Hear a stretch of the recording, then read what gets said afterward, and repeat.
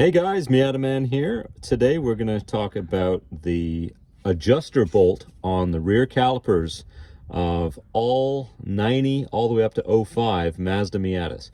So in order to do a brake job, you have to back this off before you try and push the piston back.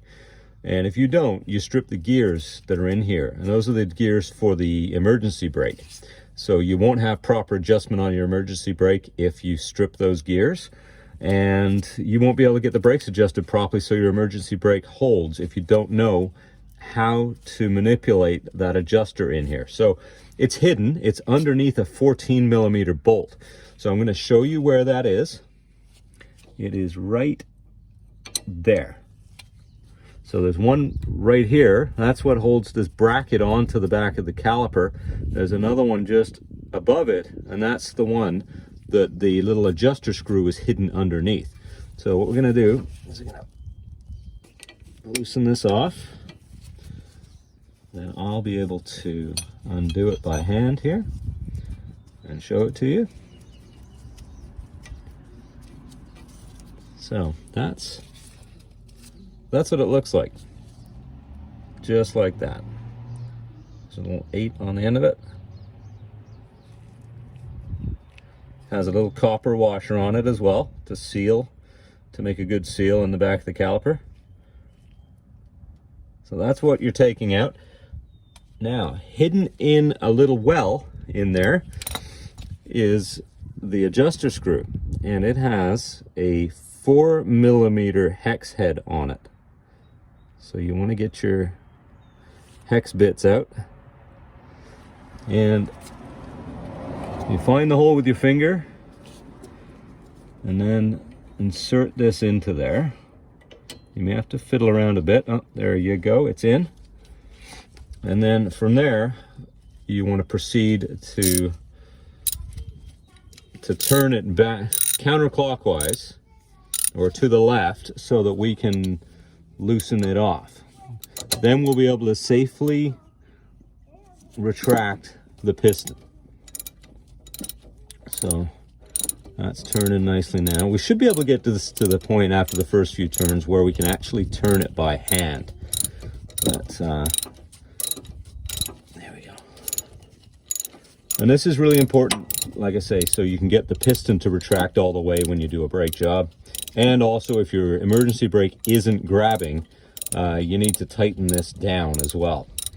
So there's a whole other video I'll do on that, but I wanted to make you aware of this in this video, show you where it is, and explain to you what happens if it doesn't get done properly.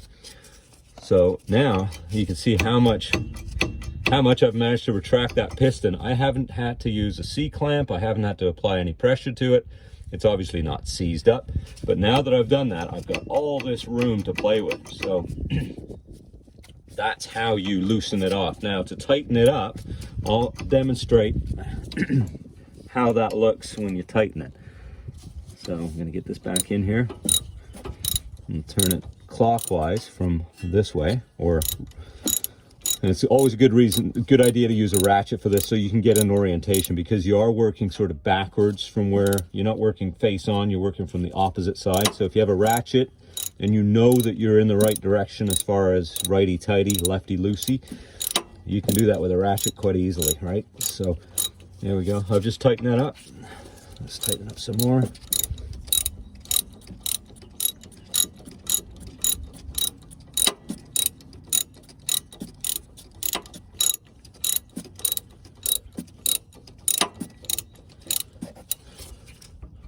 There we go. So you can see it's starting to get a lot tighter now that I've turned that adjuster screw. There we go. That's locked on now. I can't move this rotor at all. And this is with the emergency brake in the off position. So if I change the direction of my ratchet, go the other way a couple turns, now I can rotate the disc a little bit. So right now, in the way this is, if I pull the emergency brake, it's going to lock up no problem. It's going to be adjusted correctly. So what you want to do is have it so that you can't move it, that it's solid, and then back it off about probably about a full turn, and then reevaluate it to see how loose it is. It should be basically just how I have it right now. Just a little bit of movement. You don't want too much play there. You don't want it to be super easy, just so that you can move it by hand. And I'll show you the other direction after we lock it down. Basically a full turn. And I can't move it at all now, so that's too tight.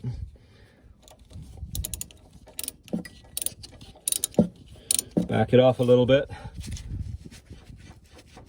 Now it moves perfectly. So that's a correctly adjusted rear caliper. And I'm going to go on from this to do the brake job on this car today.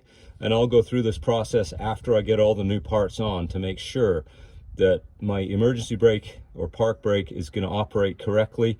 And by doing it correctly, by backing this off before I start, I won't strip any gears. And also, I'll make sure that everything's functioning correctly and moving without any force as well, as far as pushing the caliper back in. So I hope that helps you out when you do a brake job next. Any questions, please put them in the comments. If you like the video, hit the like button, subscribe to the channel, and I'll give you more helpful hints and tips going forward. Thanks.